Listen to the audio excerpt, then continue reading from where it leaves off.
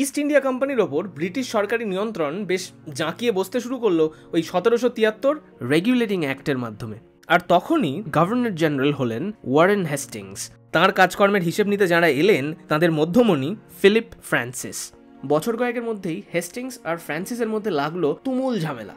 দ্বন্দ্বের শুরুটা হাস্যকর। ফ্রান্সিস আর তাঁর সহযোগীরা যখন কলকাতার চাঁদপাল ঘাটে এসে নামলেন তখন নাকি তাদের 21 বার গান স্যালিউট দিয়ে অভ্যর্থনা জানানোর বদলে 17 বার গান স্যালিউট দেওয়া হয়েছিল, মানে 4টে মিসিং। হেস্টিংসের কাজের নিন্দে মন্দ করে তারপর ক্রমাগত চিঠি লিখে চললেন এই ফিলিপ ফ্রান্সিস, কখনো তখনকার ব্রিটেনের প্রাইম মিনিস্টার লর্ড নর্থকে, কখনো ক্লাইভকে।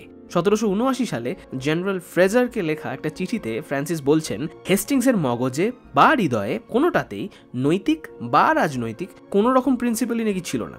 শেষটায় হেস্টিংস আর সহ্য করতে না পেরে ফ্রান্সিসের এমন সমালোচনা করে বসলেন যে ফ্রান্সিসের ইগোতে মারাত্মক খোঁজা লাগলো। তিনি হেস্টিংসকে বন্দুকের ডুয়েলে ইনভাইট করলেন। হেস্টিংস সেটা অ্যাকসেপ্টও করলেন, কারণ কথা বলে ঝামেলা মেটানোর সহজ আইডিয়াটা দুজনের কারোরই ফ্র্যাজাইল ইগো ঠিক পারমিট করলো না। ভোরবেলা ডুয়েল হলো যে অঞ্চলে, সেটা এখন ডুয়েল অ্যাভিনিউ নামে পরিচিত, আলিপুরে। ফ্রান্সিস গুলিতে ঘায়েল হলেন, যদিও বেঁচে গেলেন সে যাত্রা। তারপর দেশে ফিরে হেস্টিংসের বিরুদ্ধে অভিযোগ সাজালেন, যদিও পরে সেসব খারিজ হয়ে যায়। দুজনেরই বন্দুক চালানোর স্কিল প্রায় ছিল না বললেই চলে। কনফিডেন্সটা ভাবুন একবার। ওপর দেখলে স্রেফ দুই ব্যক্তির দ্বন্দ্ব, কিন্তু আসলে একটি সদ্য হাঁটতে শেখা অর্থনৈতিক ব্যবস্থার, মানে কলোনিয়াল শাসনের মেটেরিয়াল কন্ডিশনসের বিভিন্ন ইন্টারেস্টের ঠোকাঠুকি।